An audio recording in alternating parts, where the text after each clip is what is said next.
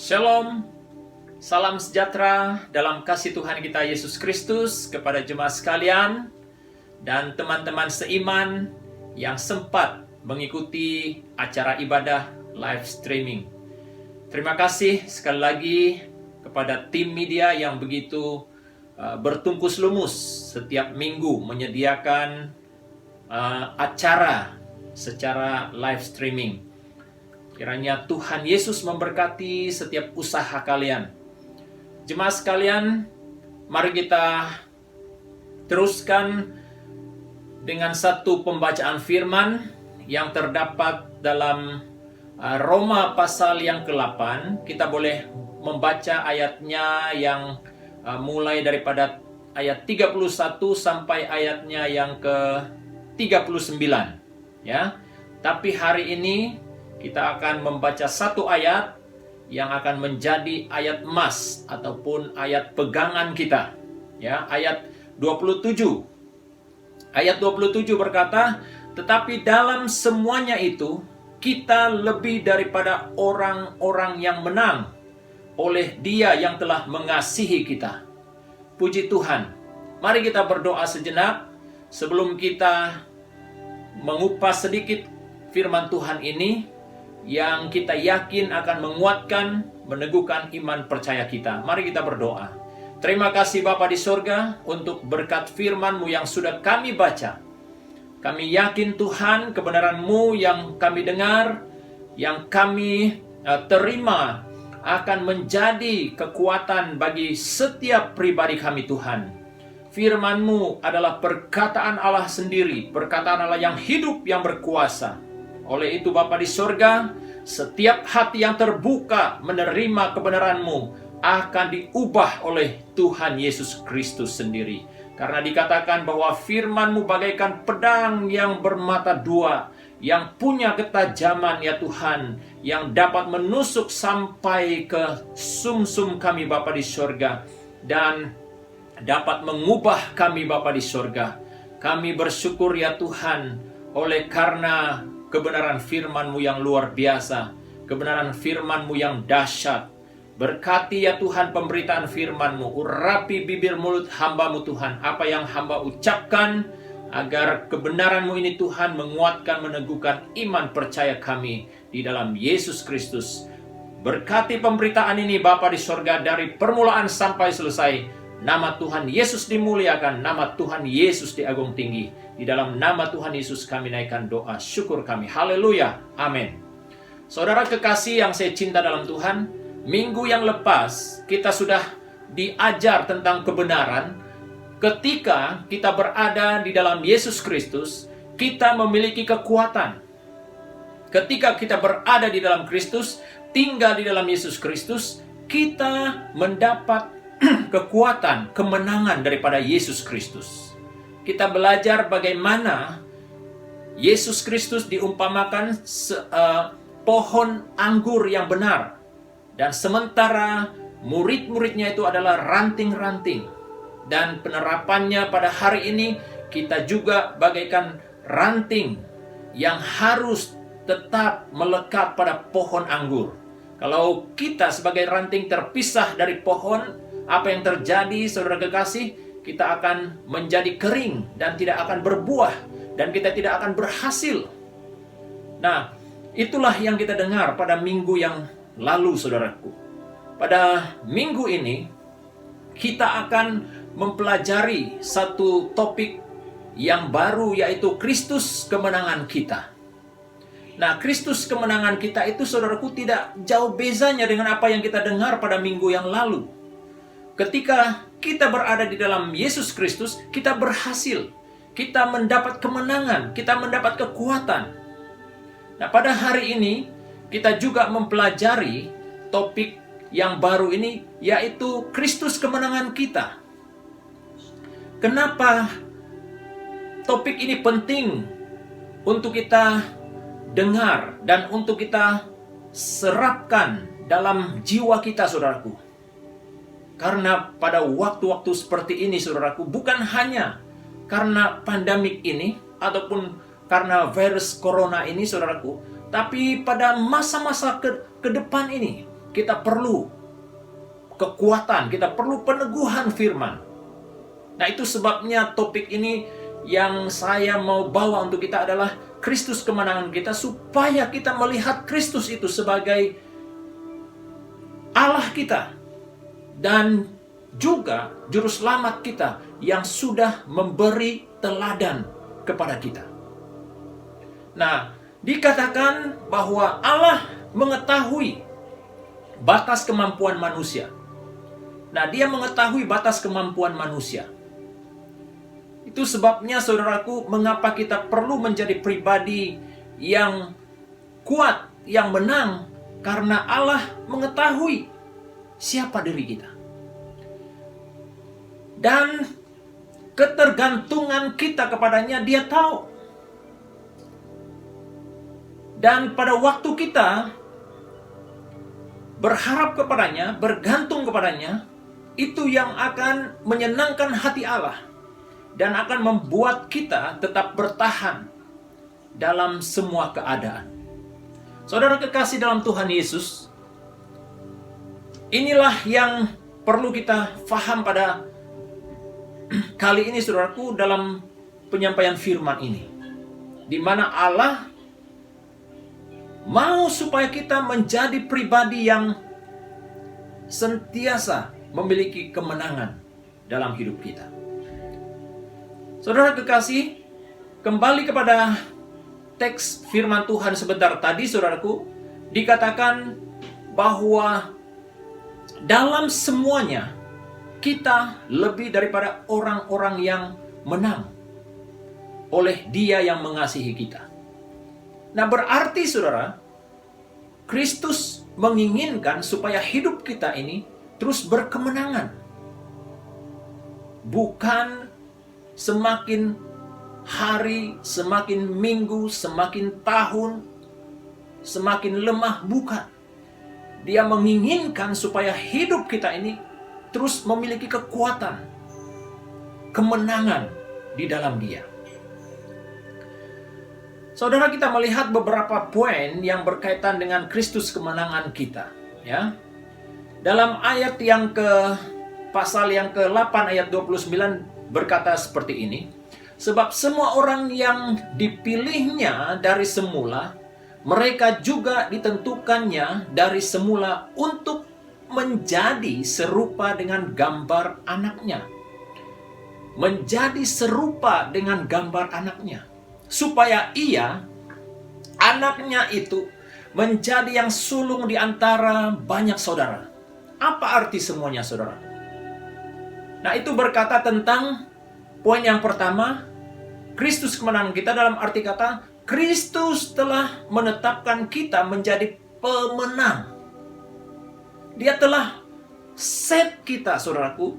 Ya, dia telah set kita dari awalnya, saudaraku, supaya dalam perjalanan hidup kita ini kita menjadi pribadi yang menang. Itu artinya, saudaraku, Kristus pemenang. Kristus kemenangan kita.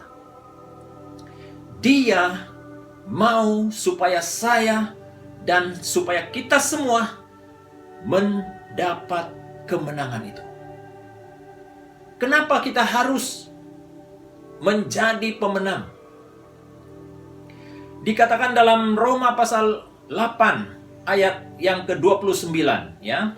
Roma 8 ayat 29, saya akan baca ayat ini. Sebab semua orang yang dipilihnya dari semula, mereka juga ditentukannya dari semula untuk menjadi serupa dengan gambar anaknya, supaya ia, anaknya itu, menjadi yang sulung di antara banyak saudara. Berarti, saudaraku, Kristus menetapkan kita menjadi pemenang. Dia telah set dari awalnya, saudaraku, supaya kita yang telah dipilih Allah ini mengalami hidup yang berkemenangan. Persoalannya, saudaraku, adakah hidup kita hari ini berkemenangan? Ataupun mungkin ada yang sudah mulai lemah. Ya, mungkin ada yang sudah mulai kalah dalam perjuangan hidupnya pada hari-hari ini. Tapi sangat jelas di sini bahwa Kristus telah menetapkan kita menjadi pemenang. Mengapa kita harus menang, saudaraku? Karena itu adalah sifat Allah sendiri. Allah yang kita sembah ataupun Kristus yang kita imani adalah Allah yang berkemenangan. Supaya kita menang terhadap perhambaan dosa yang menjadi penghalang rancangan keselamatan Allah. Saudaraku, kalau kita tidak menjadi pribadi yang menang, kita tidak akan dapat mengalahkan dosa yang terus-menerus mengejar dan mengejar kita. Yang mau supaya kita jatuh, yang mau supaya kita ditarik olehnya, ditarik oleh iblis, supaya kita jatuh dalam dosa. Tapi hari ini, saudaraku, karena kita adalah pribadi yang telah dipilih awal sebelumnya, kita telah diset oleh Tuhan supaya kita menjadi pribadi yang menang, supaya kita dapat melawan kuasa dosa yang ditawarkan oleh iblis dalam hidup kita. Dalam ayat yang ke-30 berkata, saudaraku, dan mereka yang ditentukannya dari semula, mereka itu juga dipanggilnya. Dan mereka yang dipanggilnya, mereka itu juga dibenarkannya. Dan mereka yang dibenarkannya, mereka itu juga dimuliakannya. Wow, itu sesuatu yang luar biasa. Memang, saudaraku, kita pada awalnya telah dipanggil supaya kita menjadi pribadi yang menang. Supaya kita dapat mengalahkan penghalang-penghalang rancangan keselamatan Allah yang telah ditetapkannya untuk saya, untuk kita semua. Saudaraku, itulah poin yang pertama. Dan poin yang kedua, kita baca ayat yang ke-31. Roma pasal 8 ayat 31. Dikatakan di sana, sebab itu, apakah yang akan kita katakan tentang semuanya itu? Jika Allah di pihak kita, siapakah yang akan melawan kita? Ini adalah suatu pertanyaan yang tidak perlu kita jawab. Pertanyaan retorik. Jika Allah di pihak kita, siapakah yang akan melawan kita? Nah, poin yang kedua, saudaraku, Kristus kemenangan kita. Yang kedua adalah Kristus menjadi keyakinan kita. Dia menjadi keyakinan kita. Roma pasal 8 ayat 31 berkata, sebab itu apakah yang hendak kita katakan tentang semuanya itu? Jika Allah di pihak kita, siapakah yang dapat melawan kita? Tidak ada, saudara. Ketika kita menjadi pribadi yang berada di pihak Allah, kita menjadi pribadi yang sentiasa berkemenangan. Dikatakan Kristus menjadi keyakinan kita dalam arti kata karena Allah sendiri yang memperhatikan kita dan menolong kita dengan penuh kasih. Dikatakan dalam Mazmur pasal 1 ayat 6. Dikatakan di sana, saudaraku, ya. Sebab Tuhan mengenal jalan orang benar, tetapi jalan orang fasik menuju kebinasaan. Artinya, saudaraku, bahwa Kristus yang menjadi keyakinan kita? Dia Allah yang memperhatikan kita. Dia adalah Allah yang melihat kita. Bukan hanya sekedar melihat, tapi dia adalah Allah yang bertindak menolong kita dengan penuh kasih. Dalam arti kata saudaraku, Allah itu dia menolong kita bukan dengan cara paksa, tapi dia menolong kita dengan penuh kasih, saudara. Dan juga Allah memastikan kita tetap berada dalam keadaan selamat. Ini artinya saudaraku, Kristus menjadi keyakinan kita. Dia memastikan kita berada dalam keadaan yang selamat. Dalam Yesaya pasal 41 ayat 10 berkata, Yesaya 41 ayat 10 berkata, "Janganlah takut, sebab aku menyertai engkau. Janganlah bimbang, sebab aku ini Allahmu. Aku akan meneguhkan, bahkan akan menolong engkau. Aku akan memegang engkau dengan tangan kananku yang membawa kemenangan." Artinya saudaraku, Allah memastikan kita tetap berada dalam keadaan selamat. Saudara kekasih yang saya cinta dalam Tuhan, ketika kita berada di pihak Allah kita, ketika kita berada di dalam Kristus, tidak ada perkara yang kita ragukan. Tidak ada perkara yang perlu kita takutkan. Saudara yang saya cinta dalam Tuhan, itulah yang Kristus lakukan. Dia sendiri menjadi keyakinan kita. Nah, bukan berarti saudaraku pada waktu kita mendengar firman Tuhan ini, kita sembarangan dengan kehidupan kita nanti. Ya, kita bilang kita tidak perlu takut. Oleh karena Yesus membela kita, ya, kita keluar tidak menggunakan tutup mulut, mask, ya, tidak menggunakan yang pembersih tangan, sanitizer. Bukan itu maksudnya. Maksudnya saudaraku, ketika kita berada dalam keadaan yang mungkin menakutkan, mengerikan, Allah, ketika kita berada di dalam Dia, kita tidak perlu khawatir, kita tidak perlu takut, saudara. Nah, itulah yang terjadi ketika kita melihat Kristus itu sebagai pribadi yang berkemenangan, yang kita jadikan, di mana kita yakin kita ada pertolongan, saudaraku. Dan dikatakan dalam ayat seterusnya, saudaraku, dalam ayat yang ke-37 yang telah kita baca sebentar tadi, tetapi dalam semuanya itu kita lebih daripada orang-orang yang menang, sebab Dia yang telah mengasihi kita.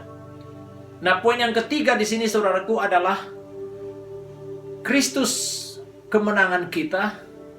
Kristus sendiri bertindak selaku pembela kita. Wow, itu sesuatu yang luar biasa. Kita tidak perlu menggunakan kekuatan kita. Kita hanya mengandalkan Kristus. Sudah tentu, saudaraku, kita harus melakukan juga yang menjadi tanggung jawab ataupun bahagian kita. Tapi yang pasti yang melakukannya, saudaraku, adalah Yesus sendiri. Dikatakan dalam ayat yang ke-38 dan 39, ya. 38 dan 39 saya akan membaca ayat ini. Sebab aku yakin bahwa baik maut maupun hidup, baik malaikat-malaikat maupun pemerintah-pemerintah, baik yang ada sekarang maupun yang akan datang, ayat 39, atau kuasa-kuasa, baik yang di atas maupun yang di bawah, ataupun sesuatu makhluk lain tidak dapat memisahkan kita dari kasih Allah yang ada dalam Kristus Yesus Tuhan kita. Haleluya, puji Tuhan. Saudara kekasih, Kristus sendiri bertindak selaku pembela kita. Dikatakan karena Dia adalah Allah yang bertindak, dalam arti kata setiap kesusahan dan musibah yang berlaku dalam hidup kita hari-hari ini, saudaraku, itu tidak dapat memisahkan kita daripada kasih Kristus. Tidak dapat memisahkan. Saudara kekasih dalam Tuhan, keadaan yang sedang terjadi dalam negara kita hari ini, bahkan dunia, saudaraku, benar-benar menakutkan kita. Ya, menakutkan kita. Tapi orang yang berada di dalam Yesus Kristus, firman Tuhan sangat jelas bahwa semua yang berlaku di dunia ini, saudaraku, itu tidak akan dapat memisahkan kita daripada kasih Kristus. Karena dalam ayat yang seterusnya dikatakan tadi, dalam ayat 38 dan ayat 39 dikatakan, sebab aku yakin, kata Paulus, dia yakin bahwa baik maut. Ini kalau kita menggali ataupun membaca tentang keadaan yang berlaku dalam kehidupan Paulus, saudaraku, dia telah mengalami banyak hal yang hampir merenggut nyawanya, tetapi dia tidak juga tewas daripada keadaan itu. Nah, di situ dia berkata baik maut. Itu tidak dapat memisahkan dia daripada kasih Kristus.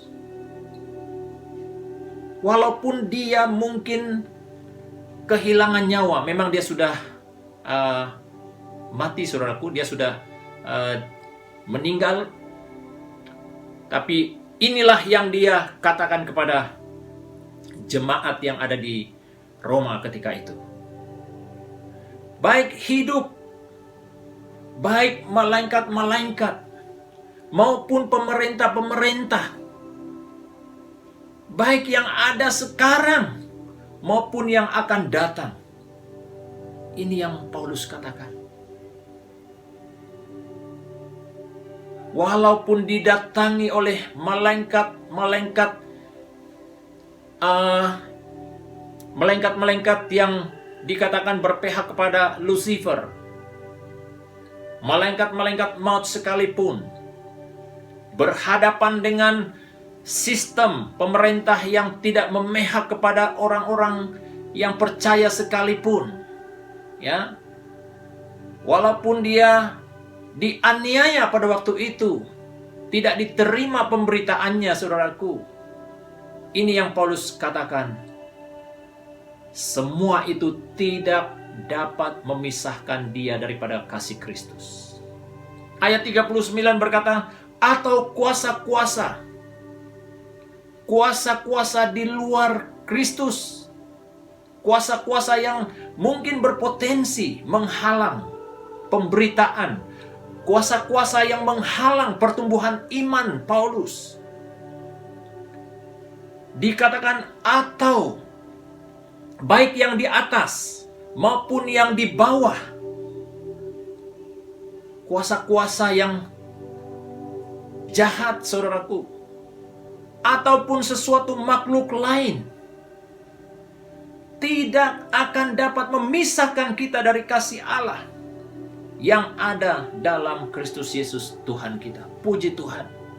Inilah keyakinan Paulus, saudaraku, bahwa segala sesuatu yang terjadi di atas muka bumi ini, saudaraku, Walaupun hal itu mungkin mengerikan, yang mungkin berpotensi membawa sesuatu kecelakaan bagi dirinya, dia katakan, semua itu tidak dapat memisahkan saya daripada kasih Yesus, saudaraku.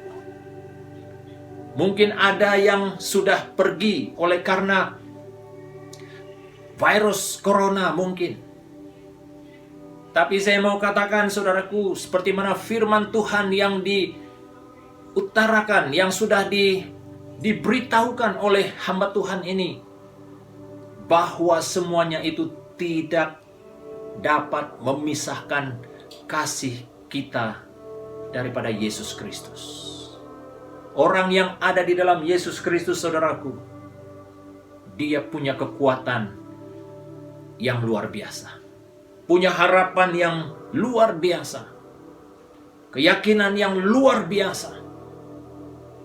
Mengapa ada orang yang merasa takut, merasa khawatir dengan keadaan yang berlaku pada hari ini?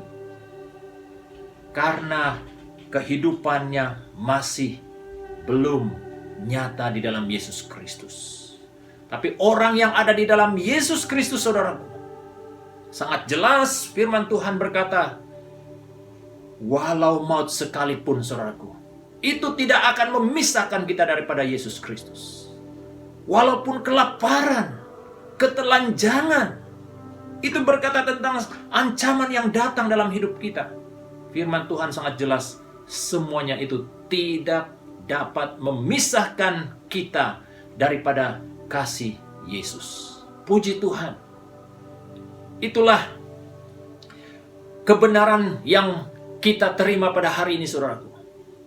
Kristus kemenangan kita. Hal-hal yang mungkin mau melemahkan iman kita, semuanya tidak dapat memisahkan kita daripada kasih Yesus, saudaraku. Saudara kekasih dalam Tuhan, kita telah mendengar 3 poin bahwa Yesus Kristus telah memberi jaminan kepada kita, di mana Ia telah memilih kita awal sebelumnya. Itulah jaminan yang Kristus telah berikan kepada kita. Kita adalah pribadi yang sungguh bertuah, saudaraku. Ya, karena Kristus memilih kita. Apa adanya kita hari-hari ini, saudara. Yesus Kristus telah memberi jaminan kepada kita bahwa Dia menjadi keyakinan kita.